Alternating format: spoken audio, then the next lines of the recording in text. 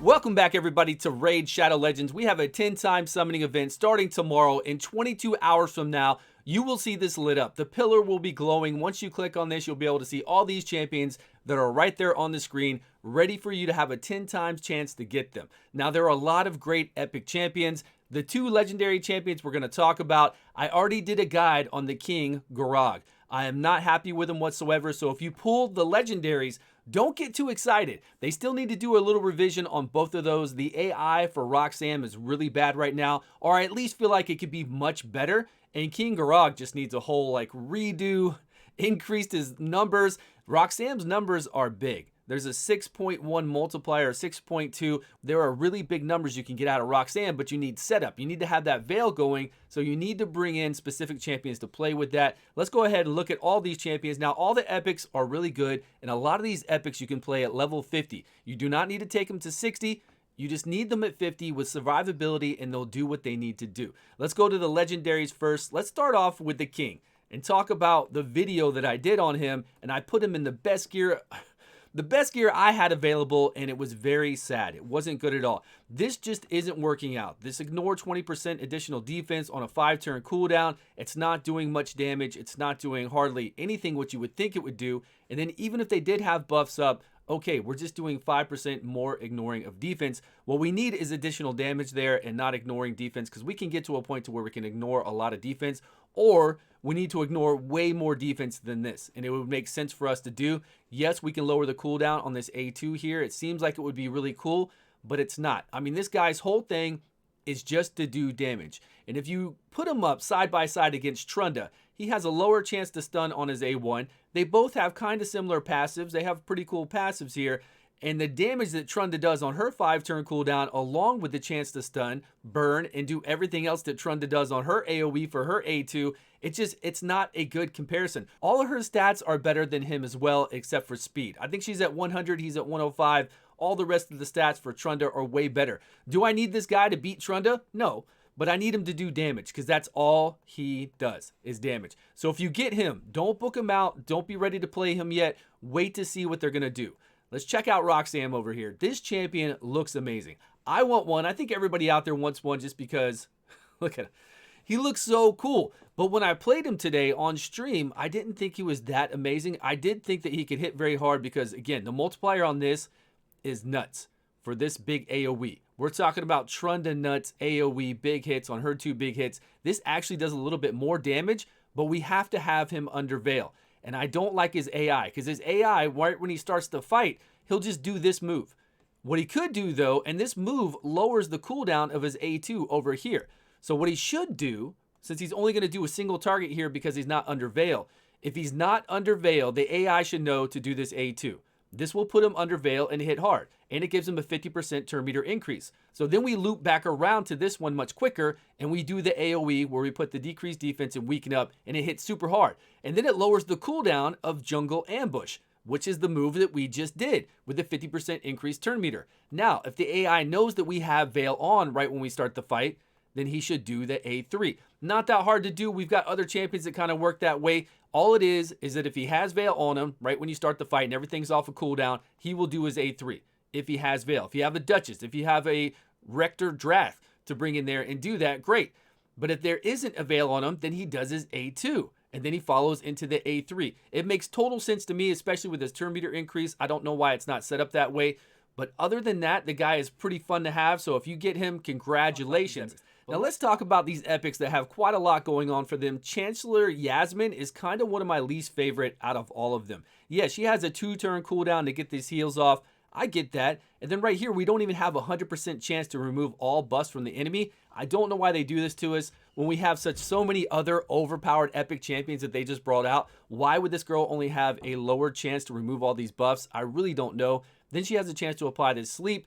We get a speed increase right here of 20% in battles, and then we have the A1. She's not big on my list, but if you get her, do not take her past 50. I feel like at level 50, she can do everything she needs to do. She's only healing based off of their max HP, not her max HP, so she doesn't need to have really high HP, and she's got great stats. I mean, really good stats. So we can keep her alive at 50, no problem, and she can do everything that she needs to do for your group. So make sure you keep that in mind when you're looking at her. Goth is next on our list, a really interesting epic undead champion. This A1 here can extend the duration of one random debuff on the target by 1 turn. He hits it 3 times. HP based, I like that about him. Attacks all enemies on the A2. We've got a 75% chance to place a provoke debuff on all enemies, and also a 75% chance to place a decrease attack debuff on all enemies if the provoke debuff was placed. His 2 passives are really interesting. Whenever this champion is attacked, heals all allies by 50% of the damage received. Only heals 20% of the damage received from bosses' attacks.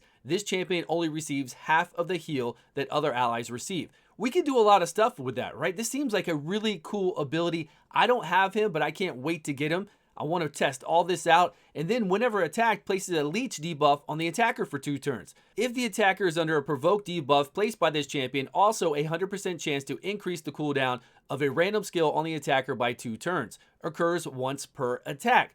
Pretty strong. And then we've got an increased accuracy here for anywhere we want to take him. But I mean, with the provokes, the leech, and then all these heals from being attacked, he's got to have a place somewhere, and he's got to be tons of fun. He's got really high HP, defense, super slow, that's fine. We could put him in like a regen set where he just keeps regenning life every time he gets attacked, and all he's doing then is a battery to heal your whole entire team with some provokes and leeches going up on the attackers all the time. Let me know what you think about him down below. Ursula here is a reviver, a very fun reviver, because we get a chance to do an AoE decrease attack on the enemy and get an increased attack on all our allies. Plus, we're attacking an AoE attack here on a 3-turn cooldown. The A1 has a small chance to decrease the target's turn meter by 10%, and then here, revive all dead allies with 75% HP, then fill their turn meter by 50%, also places an increased defense and a 25% strengthen buff for 3 turns. This is on a 5-turn cooldown, but I mean, we're going to get all these people back to life, high HP, high turn meter,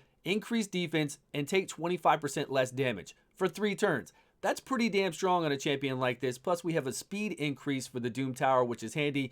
And again, just like all the other epics that we saw, really good stats. Over to the Barbarians for Armena. This is a stun champion. Everything she does is stun on the A1 here. We get a chance to attack all enemies, decrease their defense, 100% chance to decrease their defense AoE on a 3-turn cooldown, and steal some turn meter if they're under decreased defense. Now, you guys let me know if you've played her or not. Unfortunately, I opened up like 600 and something shards, and I did not get this champion either. But as long as we apply this decreased defense, do we do the steal? Or do we need to loop back around and have somebody else there to get this? Please let me know down below. Sometimes the game requires that the decreased defense is already up, and then sometimes it lets us apply the decreased defense, and then the second part of this will take effect. So let me know what's going on with that. But we do get to decrease their turn meter by 20%.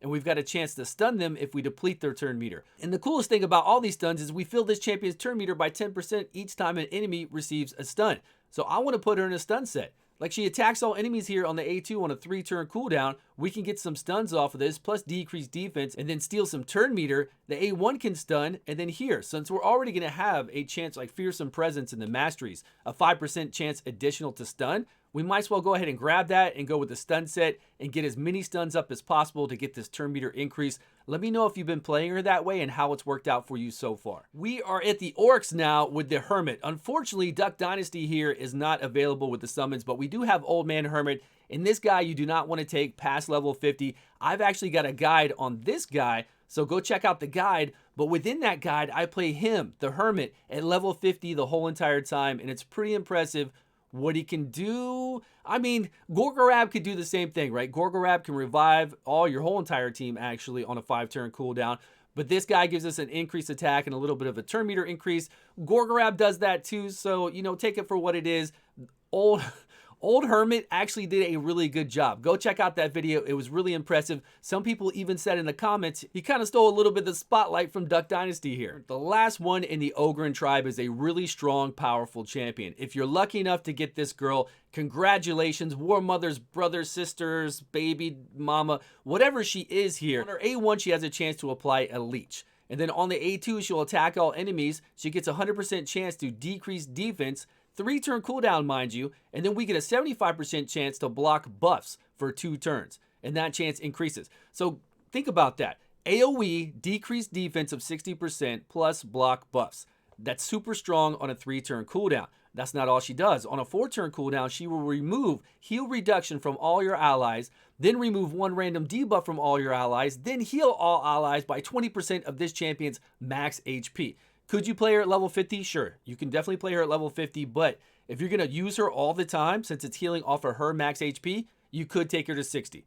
And then if there are any dead allies, revive them at 50% HP and fill their turn meter by 50%. This girl is insane. AoE decreased defense, block buffs, then we get to revive or heal, and then over here we get to place a leech up. And this chance increases by 5% for each alive enemy. Then we also have a passive here. If there's everybody is dead, she will get an increased speed and a block damage to try to get around to this ability and bring everybody back to life. Look at those stats. Insane. That's our 10 times for tomorrow. Thank you all so much for watching. I will be streaming as soon as this goes live, so join me with a few drinks. We'll try to get these champions. Good luck to you all. Please subscribe if you haven't, and I will see you guys all in a video soon.